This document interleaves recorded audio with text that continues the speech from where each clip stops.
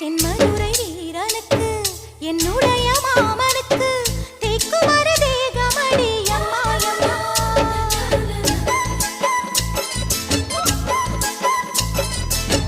மாமன் பெற்ற பெண்ணுனக்கு மையெழுதும் கண் எதுக்கு என்னை வந்து கொல்லுதடி அம்மா அம்மா.